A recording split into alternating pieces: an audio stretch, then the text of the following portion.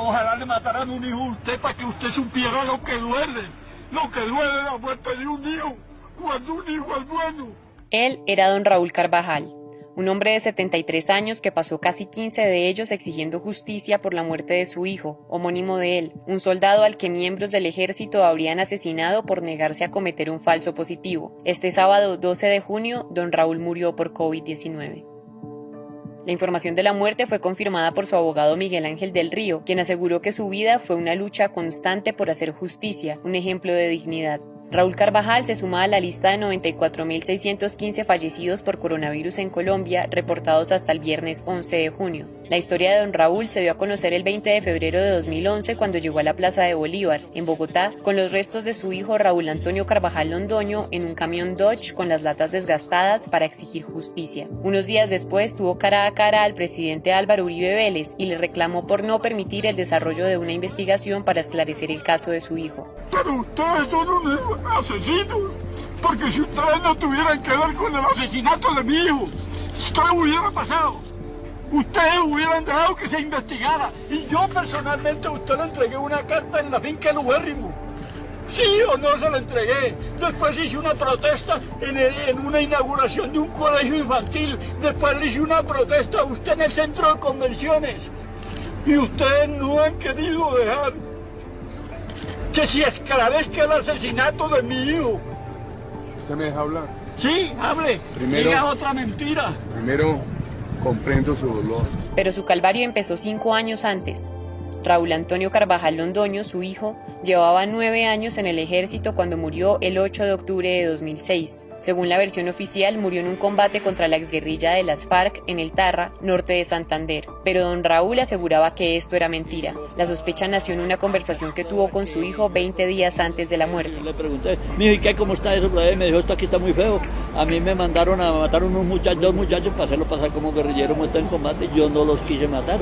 Yo me voy a retirar. Y la sospecha se convirtió en una convicción cuando comenzó a indagar y encontró que no había habido combates en la zona el día en que su hijo murió y había dificultades para determinar el modo de la muerte. Habían manipulado los restos y a mí no me quisieron mostrar lo que fue el levantamiento del cadáver. A nosotros no nos han montado absolutamente nada. Medicina legal decía,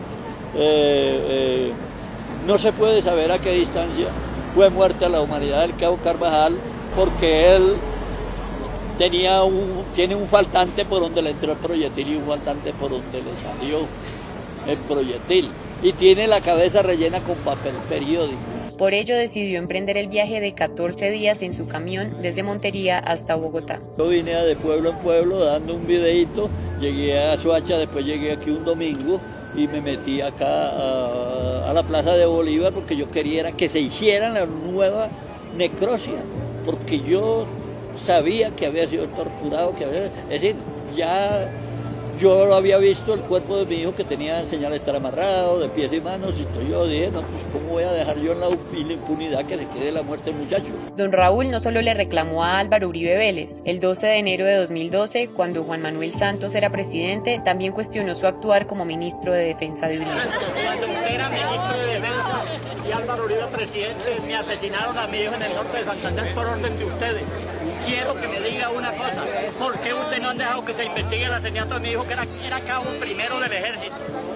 Usted era el ministro de Defensa en el 2006 y asesinaron a mi hijo en el norte de Santander. Usted con Álvaro Uribe Vélez. Usted no es ningún presidente, usted es un asesino de los colombianos. Si bien desde el 2008 estalló el escándalo de los falsos positivos, como se conoció el asesinato de jóvenes para hacerlos pasar como muertos en combate, y algunos soldados rasos han sido judicializados por estas muertes, aún hoy no han sido esclarecidos casos como el del cabo Raúl Antonio Carvajal Londoño, en los que presuntamente miembros del ejército fueron asesinados por rehusarse a participar de esta atroz práctica. Don Raúl murió convencido de que a su hijo se lo había matado el ejército.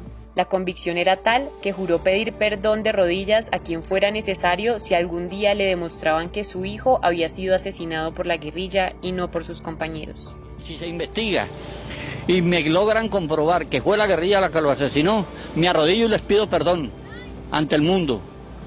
Y si no, que se arrodillen ellos y les pidan perdón ante el mundo por los asesinatos que han cometido.